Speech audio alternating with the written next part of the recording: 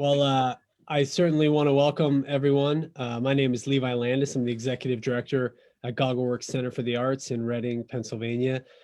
Before I begin and we welcome our panelists and guests, I want to say a few words. The first of which is, of course, we celebrate the history of our building. It's even in our name, GoggleWorks. It's a former goggle factory. But we often don't go back in the history far enough to acknowledge the very land that we're on. And so tonight we want to acknowledge the Lenape tribe, where the goggle factory stands, was once the land of this indigenous people, so we recognize them tonight. We do want to recognize, obviously, our board of directors and the support we received by the John and Robin Horn Foundation to produce this exhibition and tonight's symposium. It's through their support that we do a great many things, and so we're very grateful to have that continued support for our mission. Of course, our mission at GoggleWorks is to transform lives through unique interactions with art. And so tonight is a really welcome opportunity to, I think, touch people through the legacy and life of Wharton Esherick. I learned about Wharton Esherick when I was in college, actually, and became really interested in his work and his life. And it wasn't until I worked at the Center for Art and Wood in Philadelphia that I learned a great deal more.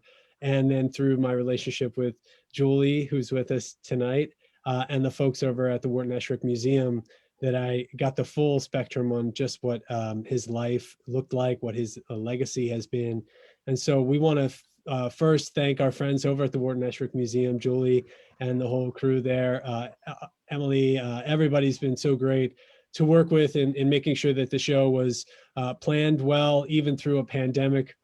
I won't go into some of that, maybe Tim will, but there was a lot of work done to make sure that this show came to be in Reading. There's a lot of reasons for that, right? When you think about the work that we do from day to day, often it's about connecting the community with an ongoing history, right? It's the story of how we make things, and by making things, we can connect with those in our community, and we can begin to catalyze change throughout a community with a lot of needs, which Reading is. But when we have the chance to show museum quality work, it stretches us a little bit. We're not a museum, and yet here we get a chance to showcase the life of someone whose, again, legacy goes beyond the work that he made. We try to think about things beyond just works in a glass or on a pedestal. It really is about, I think, presenting the values that we hold as an organization. And so we were interested in this exhibition, not only because of the quality of the work and the life that Wharton Esherick lived and how he changed and built a studio art movement in the mid-century that is, he's one of a couple dozen folks that really shaped what we now know as places like GoggleWorks, where fine craft is happening every day.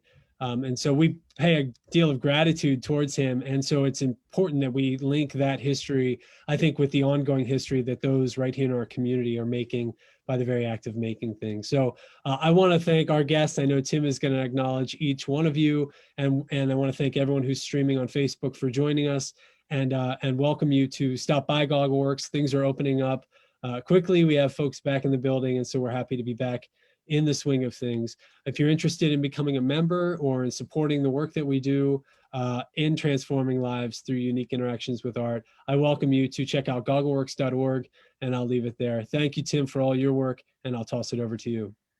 Thanks so much, Levi. Hi there, everyone, and everyone on Facebook.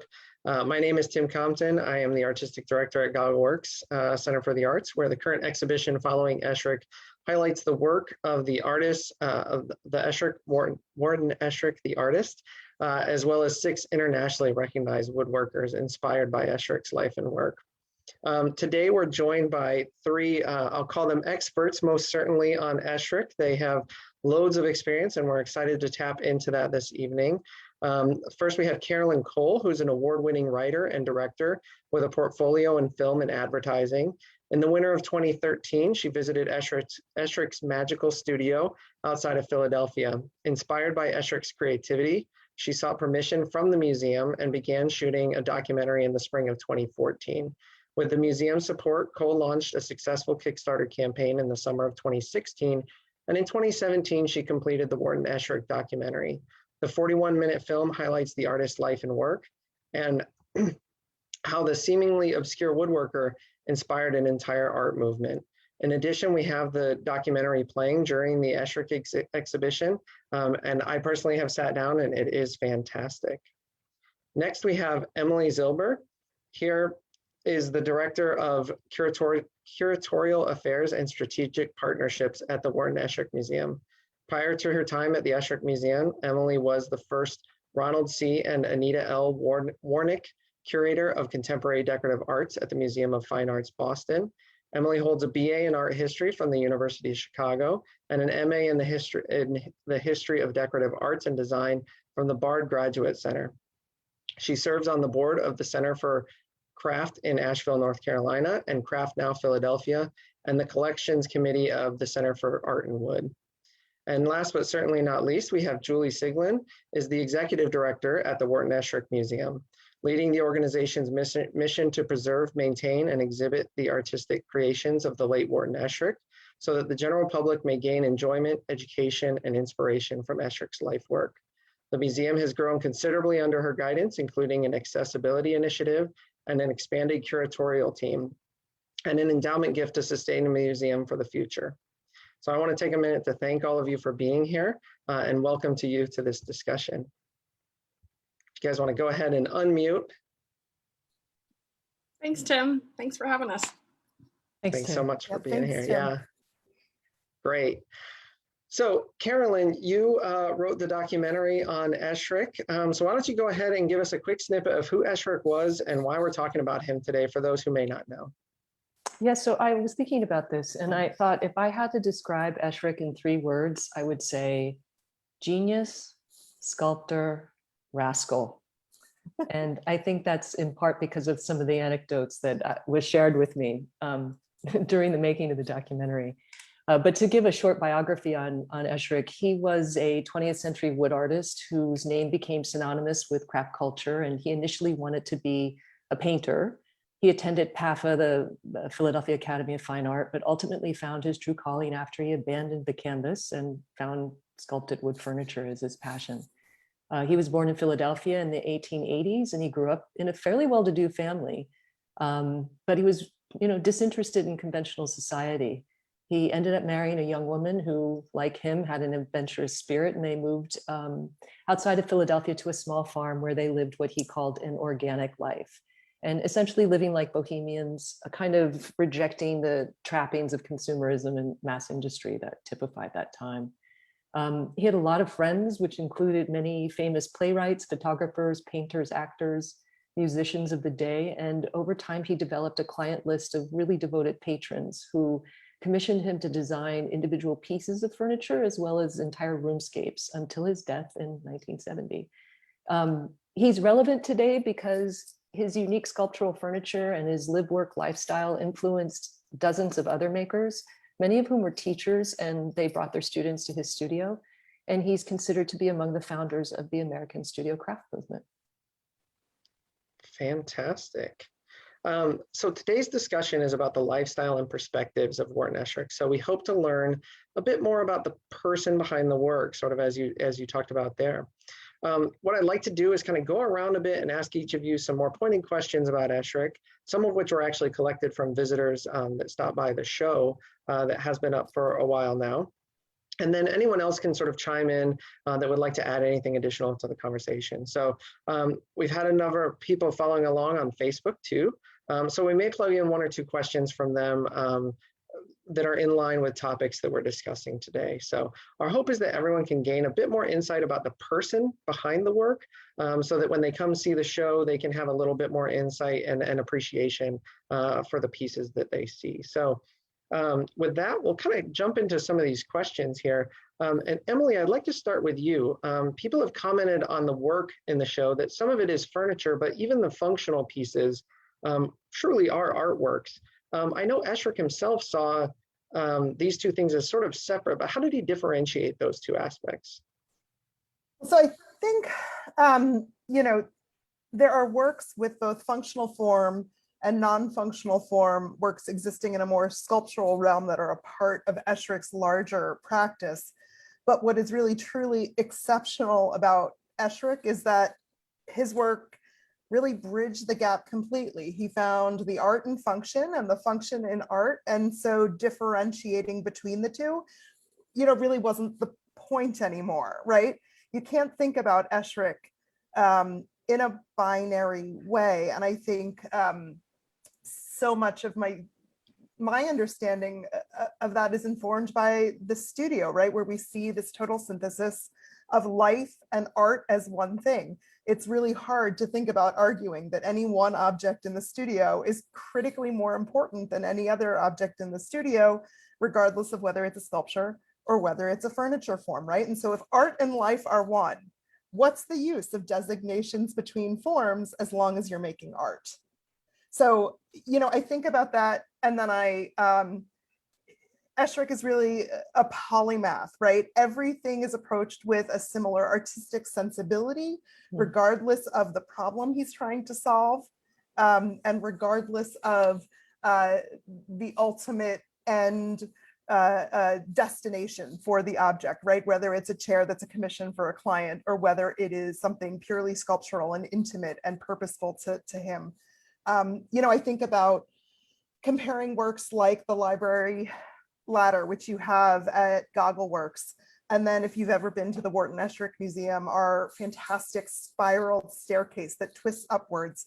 And then a piece like Twin Twist, also at the Wharton Esherick Museum, all of which have these kind of central spiraled forms that reach up to the heavens, that reflect sort of larger philosophical ideas in Esherick's practice about how nature and natural forms, how they're sort of captured in material, where you can find the meaning in that. And it doesn't matter whether the library ladder is functional, it just gets you up the steps to the library, or whether you're looking at the spiral that Twin Twist is making right up to the top of the studio ceiling. Yeah, I'll add to that I wasn't sure in all the interviews that I did that he was in fact as self-aware as we might reflect on him. I'm not sure he was thinking art or function. I think he was thinking, this is what I want to do today. He was very self-directed in such ways that I think his work really just came out of, I have an imagination, I want to think about, I see this thing, I want to shape it, and forms came out of that. And I think his instincts and his talent produced the work that we now call sculptural furniture. In the same way we designate millennia's past, and people didn't call themselves certain things at the time, but we look back and think of them in that way. Yeah, this is more our attempt to understand things than it is Esherick's own sort of need to categorize himself, right? And people like to say, oh, it's a chair, I can put it in this box, I can understand it, it's easily palatable to me, I understand what chairs are. And then you see an Esherick chair and you're like, wait a minute, that's not that's not what I think of when I think of a chair, right? And so categories only help until they hurt. And with Esherick, there's no category that really is supportive of helping us understand his work better. Yeah, that's really great. And yeah, I love that concept of sort of, he's beyond categories in a way. That's fantastic. Julie, in the images of the Esherick home that we have in the gallery, people have commented that his home itself is sort of an artwork, and Emily, you sort of talked about that too, alluding to his home and studio. Why did Esherick choose to go the step further and not just surround himself with beautiful artworks in sort of a standard home, but actually live inside of an artwork as well? I think this is a very similar answer to what Carolyn and Emily were just talking about. There's very little conventional aspects of Esherick in his personality and his approach to how he did anything.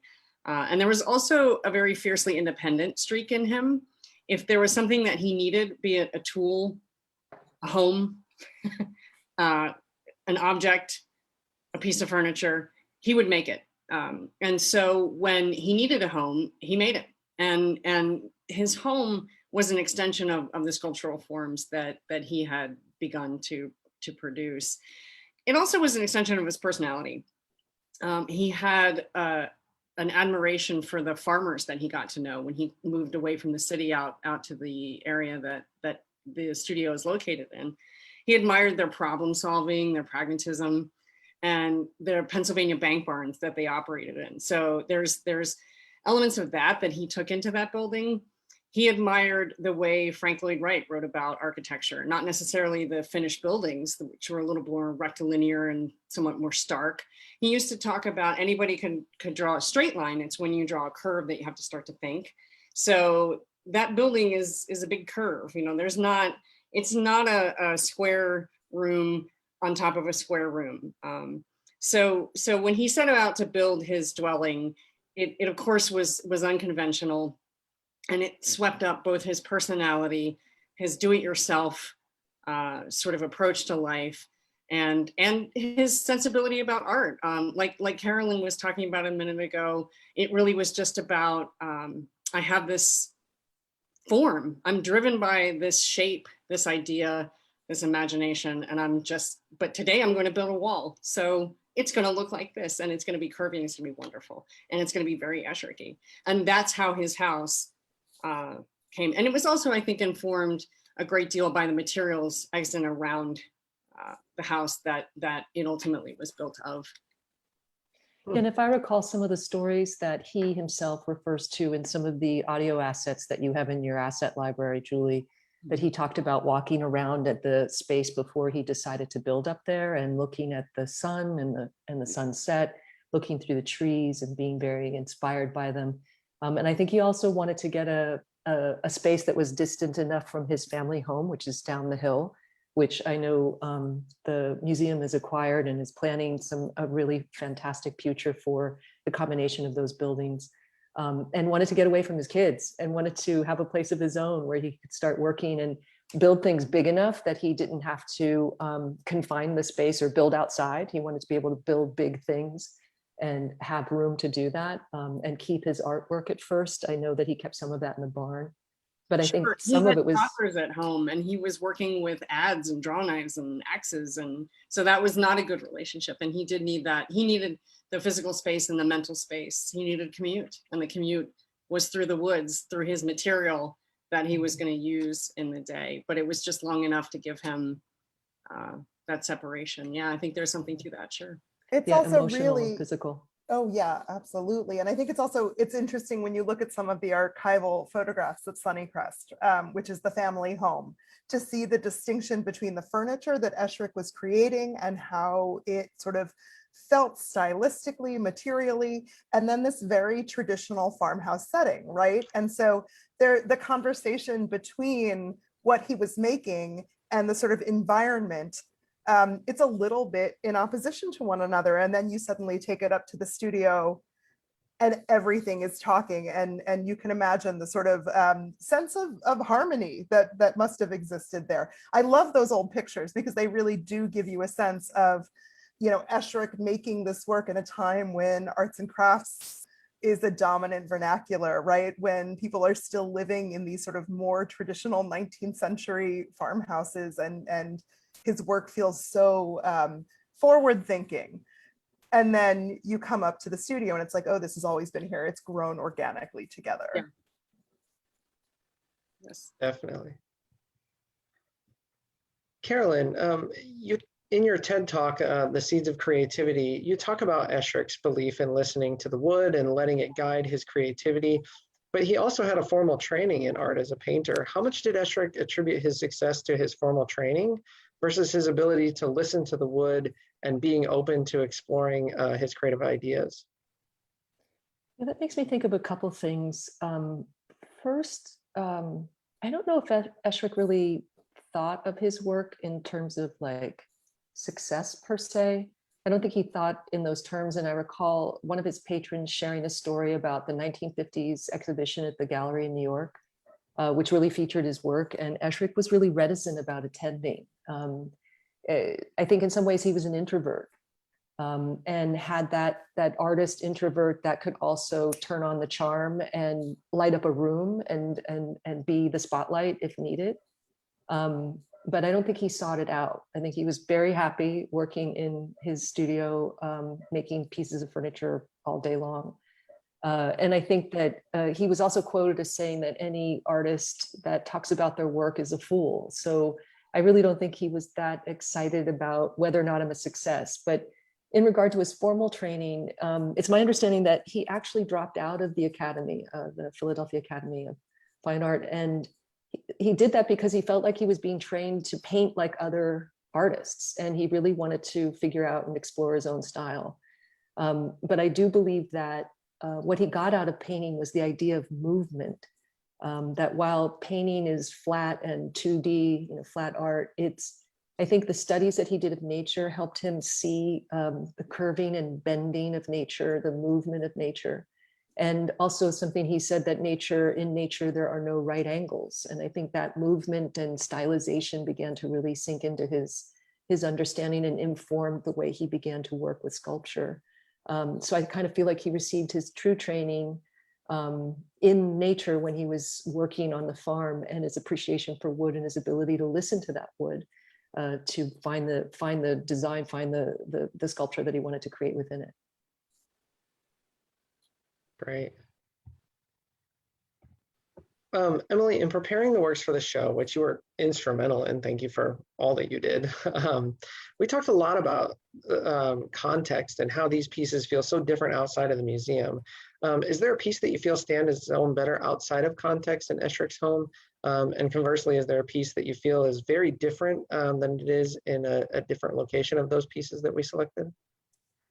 So I'll say, I don't think this is something where I don't think there's a hierarchy, right? There's not a better or worse, there's only different. You understand something differently seeing it against the textures of the studio than you do seeing it in this white walled gallery space, which honestly is a more fundamentally kind of fake construct than Esherick's heavily designed considered home is, right? These are not objects that are intended to be seen in a white walled gallery. What that does for our ability to look at them and to take them in is to do so without distraction. What you miss is what's wonderful about the distraction of the studio, right? Which is the layering of textures. It's being able to see how forms relate to other forms. It's being able to put an object in a more complete narrative, and there's millions that you can choose from, right? Whether it's a narrative of use, whether it's a narrative of formal development, whether it's a narrative of material experimentation. That's what you get from seeing it in context when you see it at GoggleWorks, and especially since you've paired the works from our collection with works by contemporary artists. What I hope visitors to your exhibition get a chance to do is to really think about those moments of connection between past and present, to think about how Esherick's formal language or his material language was a point of inspiration. And for us, that's so exciting because Esherick's legacy is in the contemporary artists who take what he's done and what he's thinking about and run with it and do new things that Esherick himself might never have thought of, right? So I'm glad people will get a chance to see the works at GoggleWorks. I love when people go see Esherick at museums, certainly things like the Bach fireplace at the Philadelphia Museum, but you can see Esherick in major museums all over the country and the world. But there's really nothing quite like seeing an Esherick piece within the context of Esherick's studio. That's definitely a good point. And it's interesting you bring up that contrast and the comparisons. And I think I've had the pleasure of doing a couple of the tours through the show. And when people start to look at the pieces next to each other, you see a lot of those aha moments. But I think personally having been to the museum and seen the work in that context, I do see that it's just a glimpse. It's not really the full vision. It's a piece sort of plucked out and put into a different conversation in a way. And it's interesting to see that's basically what I've been telling people that have come through for the tours is, if you think this is good, make sure you make it to the museum at some point. Well, we're reopening after a very long shutdown on June 3rd. So you'll have a chance for anyone who's on the chat now to come and spend some time with us. Perfect. Julie, we know that Esherick had people out to visit the workshop to purchase works and was certainly notably famous in his day. With his home being as interesting as an artwork, how did he balance family life with personal life? So it's a tricky question to answer. I think he'd probably be the best one to do it if he were here with us, and wouldn't that be great? But I think I can tell you what I see of the balance, and having spent a good few years around his artwork at this point, which was, I see a blurring of the two. I think right from the start, his wife Letty was a really important figure in the direction that Esherick's life took. She introduced him to a lot of ideas, socially progressive movements, a lot of art, she introduced him to concepts of contemporary dance and modern dance, theater, people involved in those media and those ideas who sort of unbuckled his brain. You know, he came from a very conventional background, upper middle class. There was a prescription for his life. He would go to school. He would probably go into his father's business. He would dress a certain way, behave a certain way, and his life would unfold in this specific way. And Letty comes along and just sort of blows that all up and introduces him to a lot of different ideas. And then his children come along, and you see it in the artwork. You see it in the sketches. You see it in the sculpture. Mary is everywhere. His one daughter, she was the firstborn. So I have one older sister. Her baby book is complete all the way through. I'm the second child. There's like 3 pages of my baby book done. And then that's it. Julie's here. So, but the kids are everywhere. And I think his emotions run very high in his artwork. And of course, his family life informed that. There's humor. There's some grief there. They had lost a child, and there's love. There's a lot of love that comes through in his pieces, and that bubbles up from your family. So I would say that I don't think with Esherick, and this is probably true of most artists who draw from a well of emotions, most likely, in how they come up with their work and how they put it, express it, that was not such a delineated thing for him. It makes me think, Julie, and folks, if they head to our website, can take a look at this. There's a wonderful piece in the collection that's a very long scroll of these fabulous sketches. And there are these little vignettes of daily life.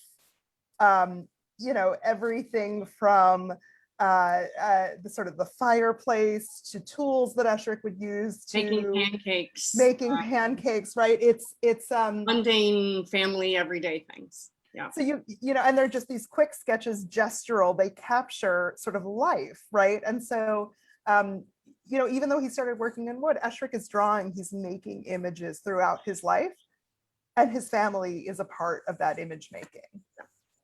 Yeah, I think he was very inspired by the vignettes he found around himself and captured those in these gestural, very simple drawings, which are lovely.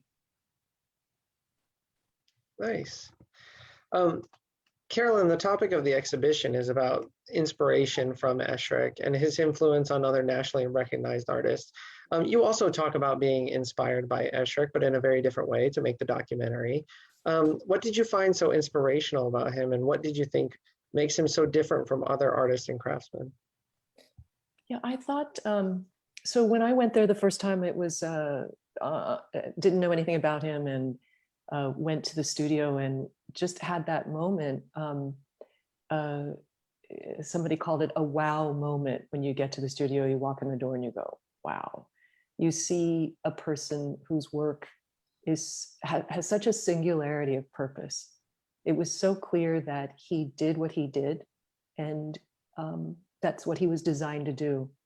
And I think he understood where his talents lie. And ultimately, I think he reminded me that I'm a storyteller, that he saw shapes and pieces of wood and defined them through his sculptural techniques. And I see stories and people, places, and things, and ultimately define those things in very similar ways through sculptural techniques. If you think about editing in such a way, I collected over 40 hours of footage to make a 40-minute documentary. So you go through the same sort of whittling down and shaping process that I think he did with his wood.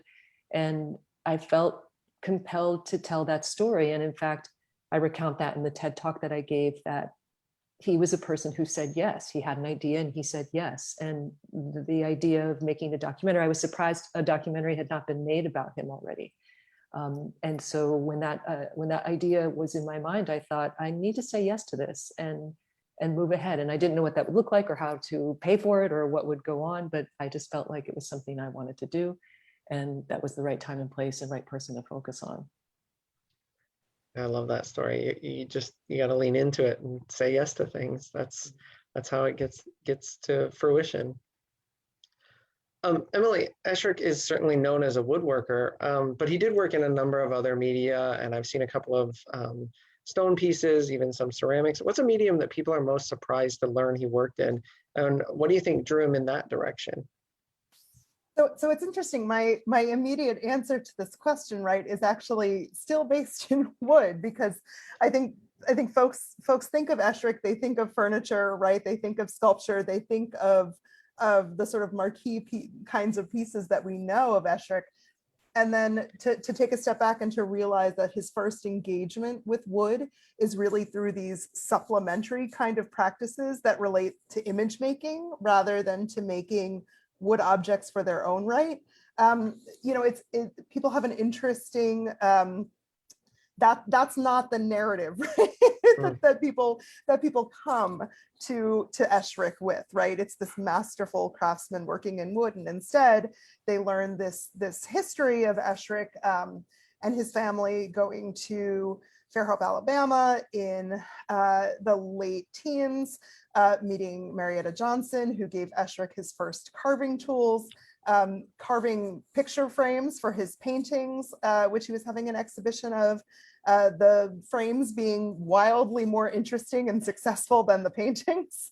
And so these carved frames, and then taking that carving practice, moving towards block printing and carving these wood blocks, right? This is his first exposure to wood. It's related to image making rather than to what we commonly associate with Esherick.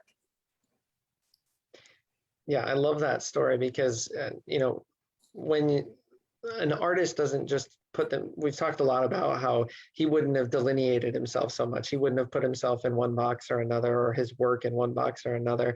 And I think that's a very artist thing to do, is to just think about ideas and creatively and what happens if I carve this, and what happens if I put ink on it and put it on paper, and is that more interesting, or is it being carved onto a form more interesting? And you can see in a lot of his work him just sort of playing a lot of times with those different ideas, and that's what I love so much about that story, is just like his gradation of moving from one thing to the other was such a natural flow of curiosity, and I think that's really indicative of his work. I also think, though, about that transition that he's making in this very pivotal moment when he starts creating this work, and people say how great the sculpture and the storytelling is in the frames, of giving up something that he was truly dedicated to. He really thought he was going to be a painter for life, and he spent hours and hours and hours painting, trying to develop a talent for something that he had to recognize wasn't his calling. And I don't know about you, but I've had to go through similar decision-making processes in my life and say, I thought this was something I was destined to do or going to do. And I tried doing it and realized it wasn't right for me. And to accept that and to move on and to continue to work, I think speaks to his drive as an artist to produce, because he wanted to continue to produce, but he had to accept the fact that he wasn't as talented in one way versus another. And I think that's a big thing to do. Definitely. Yeah, that's probably a hard conversation to have with yourself, and to turn it into a productive solution is definitely pretty amazing. Julie, we've talked a lot about the house a little bit, and Carolyn certainly talked about her first reaction to it. Just out of curiosity, what's the funniest reaction you've had from a visitor when they first encountered the house? It's a pretty impressive thing. I have seen a lot I've got going on 8 years, I think, collective as a volunteer and as a staff member. I've seen people unleash a stream of expletives that they have no control over. I've seen people cry. I've seen people, I've seen kids lose their mind, which is always really fun. But I think probably the funniest was a small group I gave a tour to that went over time. They were very conversational. One guy was very really, really interested. He was an artist and a woodworker and just had a lot of curiosity and became very conversational. And we talked for a long time after the tour. He had a lot of questions. And then we went into the museum store and talked and looked at books. And as he was leaving, he turned around and he said, "I have one more question for you. Who was this guy?" And it just made me laugh. And I thought, it was a fair question though, because the truth is that the family, this is a legacy organization. The family really has been the main drivers of the story here. We lost the museum founder, Wharton's son-in-law, last October, and they've really been driving the narrative and the operations of the organization until quite recently. And I use a telescope metaphor. The closer you are to the person and the story, the closer you are to the way you tell it. And now we are able to kind of look and contextualize much further out and talk about who Esherick was in the context of art history and other artists and just sort of the general timeline. Carolyn's documentary was a linchpin in all the visibility that we're able to start doing in recent years. Bringing Emily on has been a major milestone for us to start to connect the dots with contemporary artists and makers in the landscape of contemporary art and decorative arts and crafts. So I think, as we move forward, we're going to be able to answer that question in a much clearer way, in a much more exciting way. But it was a fair question. And at the time I said, "I don't know, do you want to start the tour over again?" Yes. I said, I can't go home. Oh, that's great. I love to see that enthusiasm. And that's a really great analogy as far as the telescope piece there. Carolyn, you had over 40 hours of stories and things that you learned about Esherick. What's your favorite Esherick story you learned in the production of the documentary? So it definitely is hard to pick because each patron or individual who came in contact with his work had a unique connection to him. But I will say consistently across the patrons, they reported that they had no idea what he was going to deliver, how much it would cost, or when it was coming, but they knew they would love it. So that was consistent among the remaining patrons and the grandson of one of his main patrons. But I guess one of the stories I really liked was Jasper Britton telling the story of how he met Esherick for the first time. Jasper at the time was a young furniture maker and he visited the studio. He brought a chair with him in order to get maybe some feedback about it. He was very nervous arriving. And when he got there, Esherick invited him in and showed him around. And according to Jasper, really didn't say much, just let him look at all the work.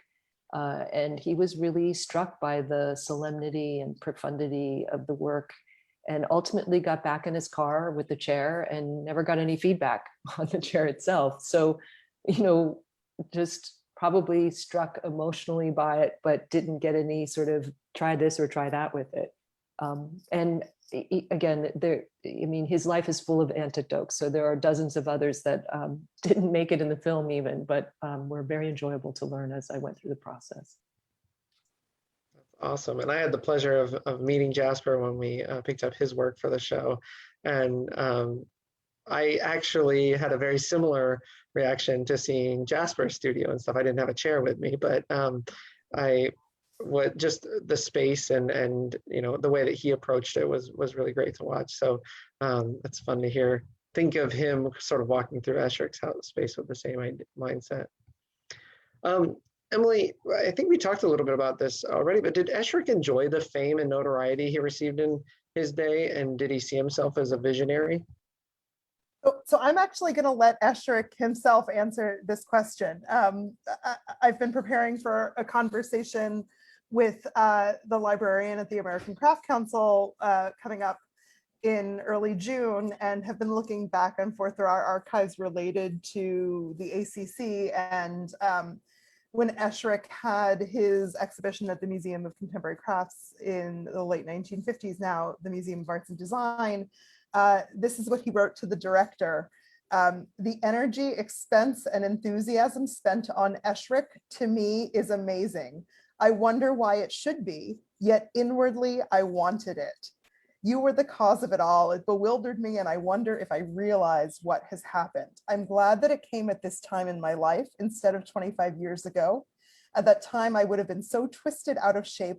I wonder if I would have been able to go on in my quiet, relaxed way. I'm conceited now, then I would have been impossible. So there's a lot of You didn't really hold story back in there, that, did right? you? You can look at that and see the whole mix of emotion that relates to having attention placed on one's art, one's self, this push and pull between wanting people to see what you're doing and also wanting to sort of retreat back to your quiet life. Yeah, absolutely. That's so interesting. That's a really great quote. I love that. Julie, the animals and sculptures in the show certainly highlight the playfulness and fun Esherick had in working with wood. But no one gets that well known without being serious about the business side too. How did Esherick balance the two? And is that balance something you think people look up to him today for? So I think the business side was something that he had some struggles with. I know from Craft Council archives and interviews that he struggled to price his work. It was something that he felt odd about, and maybe some studio furniture makers might also relate to that. And he would say that the people who fell in love with it and were so enthusiastic about it were the ones he wanted to give it away to. He sort of sorted it out by forming friendships that turned into lifelong friendships, often with his clients, and they became rabid collectors. And so it was a relationship that was beneficial but genuine. And in that makers and collectors might find that enjoyable, which I think they would. And that's an ideal relationship. Yeah, I think people would look up to that. And I can say he kept meticulous records, and there'll be more of that coming out this summer because we've uncovered some records that we didn't know were extant recently. We'll be talking more about that. So he was good at that part. It's a great little teaser. And I know in talking to countless students at every location and every level, pricing can be such a chore, and it's, anxiety inducing for a lot of people. So, but I think you're right. I think organization becomes a really big part of that, and maintaining those relationships and that kind of stuff. So that can make things a little bit easier.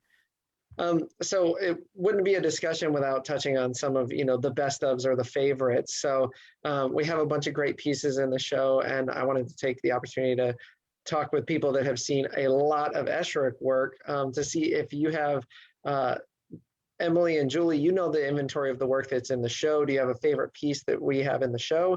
And then Carolyn, do you have a favorite piece in general? So we'll start with Emily. Do you have a favorite piece in the show, and why? I think I can never choose favorites, but I have a special affinity for the library ladder, mostly because it was my first exposure to Esherick. When I came out of grad school and I was working at Cranbrook Art Museum, they have a beautiful example in their collection, and it was really the first time I had ever seen his particular brand of material sensitivity. And so that's always a favorite, and I'm glad that we were able to loan one to GoggleWorks.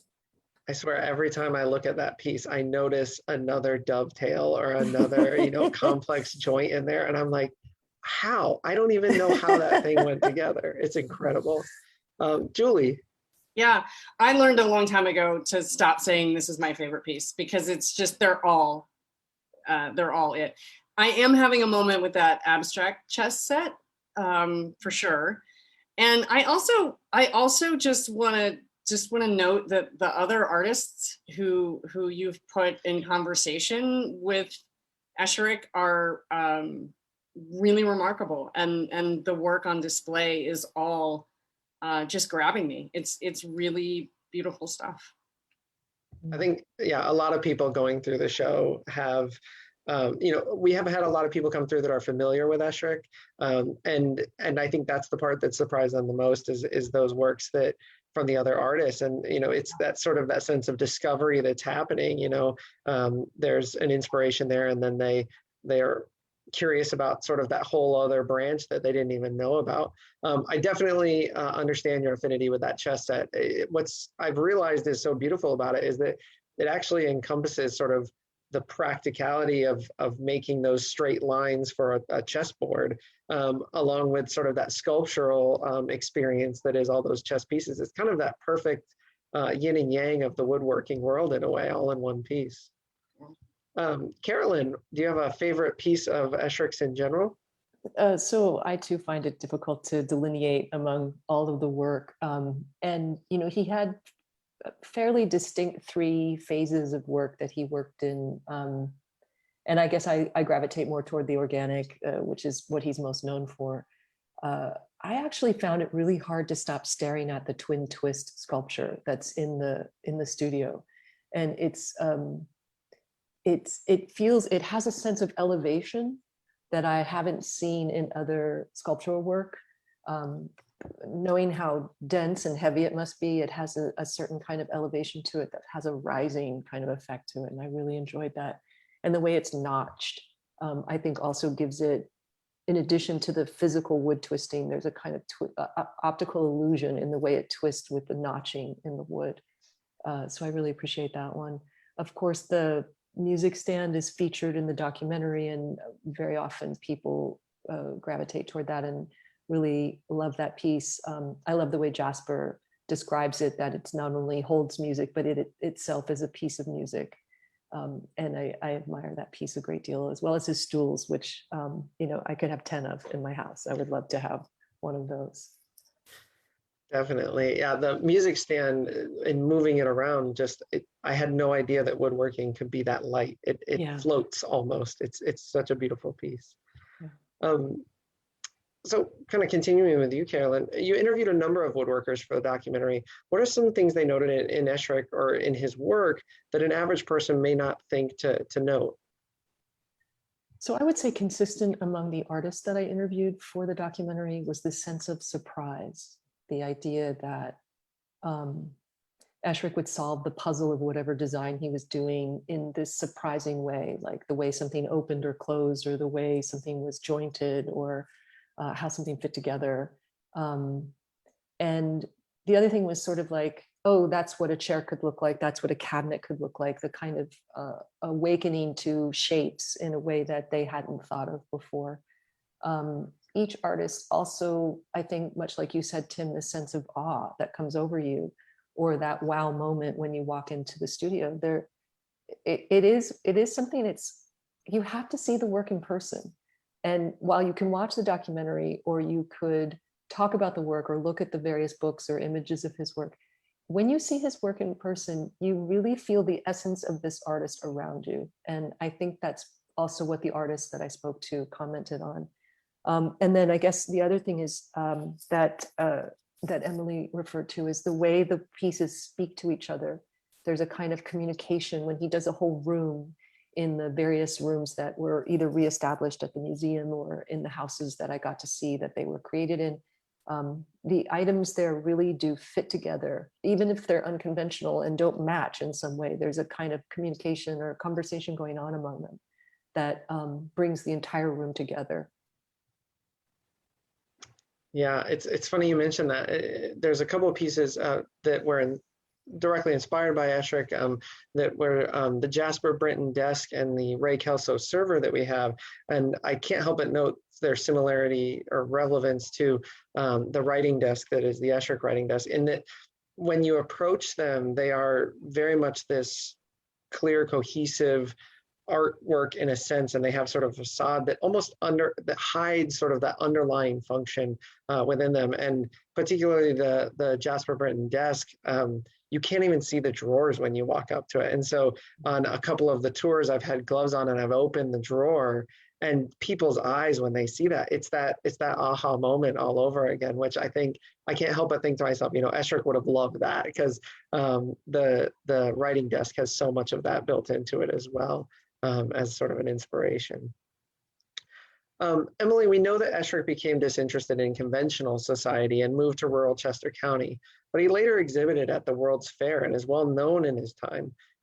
Did he have a sense of his place in art history? We've talked a little bit about that, but he also sort of marked his pieces. So did he want to leave his mark in that way, you think? I think every artist wants to have a legacy of some kind, right? And I think what's especially interesting to me about thinking about Esherick's place in history is that is still really being written, right? Our understanding of who Esherick is, how his work connects to contemporary through lines, it shifts and changes as we learn more about subsequent generations of artists and makers, as the people who were inspired by Esherick teach students, and those students teach students, and those students teach students, right? As we are coming into this landscape where we're thinking about the end of the studio craft movement and what comes after it, right? And this fundamental interdisciplinarity for a lot of contemporary artists, and then rethinking Esherick as a sort of completely interdisciplinary maker, right? Somebody who was able to think through so many different media. So, I think thinking about any artist's place in the broader history, it's a changeable thing. As much as we want history to be nice and static and neat and wrapped up in a bow. And what's exciting to me is thinking about the new places we're going to find Esherick's legacy being explored and expanded on. Definitely. I have really come to admire sort of that interdisciplinary aspect of his work. There's a real sense of practicality to why he chose each piece or each medium and that kind of stuff. And it's really inspirational. And I also actually took a woodworking class in school and went back to my teacher and said, I'm doing this show about Esherick. And he goes, I was so inspired by Esherick. So you talk about sort of that lineage. I think even as a maker, I don't realize the people that were influenced by him yet. So it will be exciting to see how that tree just continues to grow. You're part of it now, right? You didn't even know it. I didn't even know it. Yeah, definitely. Well, we are going to run a couple minutes over here, but Julie, I wanted to give you sort of the last question today. What would an average day be like for Esherick?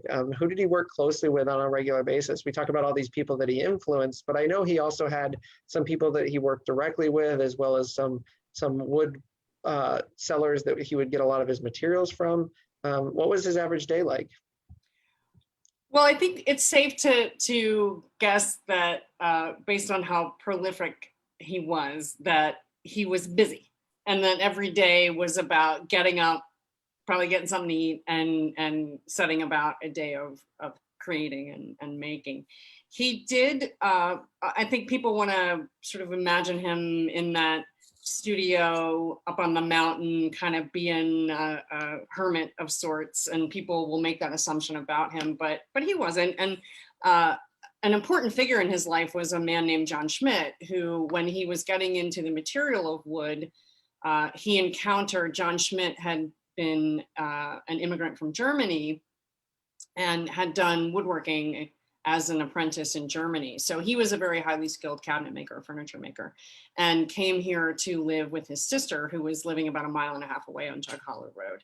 And when John and Wharton crossed paths, John taught him the basics of furniture making and continued to work with Wharton for many, many years, and they collaborated on pieces. John had a classic furniture background. So he was squaring things up, and he was making right angles, and he was making traditional furniture that had decorative elements. They were taking care to hide the joinery, sort of, fussy furniture. And Wharton was coming at it with no furniture training. So he was in some ways free of this is what you don't do when you make furniture. But he could rely on John to help him engineer the visions that he had. And in a lot of ways, I think that led to incredible, free, imaginative furniture that sometimes woodworkers look at and they say, well, that's not possible, but it's right in front of them. And then he would have workers who helped him throughout his career, including two at the end, Horace Hartshaw and Bill McIntyre, apprentices, if you will. But I think an important figure in his life was his sawyer, his wood supplier, Ed Ray, who I have come to think of over the years as an artistic partner, because Ed would go out and see a log that was just this twisted, gnarly, crazy shape in situ on the forest floor, and know that inside that log, carved away, was an incredible sculptural form that only Wharton could bring out, and he would put that aside. Or spalted maple that had a spectacular grain that only, we're not going to give this to a woodworker to make some banal stair riser or something for. This is going to Wharton, and Wharton's going to do something amazing with it.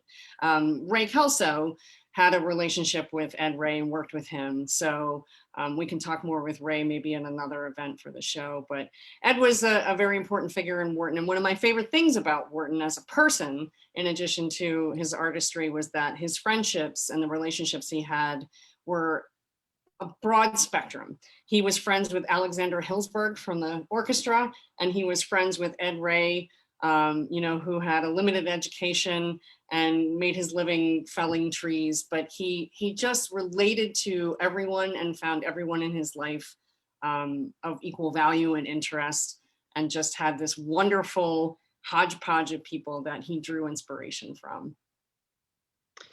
Fantastic. And yes, as you were talking about Ed, I immediately, the Ray Kelso, two pieces that we have in the show, that's sort of the story behind them. They're cherry burls that Ray got from Ed, and they're just gorgeous. They're really amazing pieces. So that's so fun to kind of hear about that relationship as well.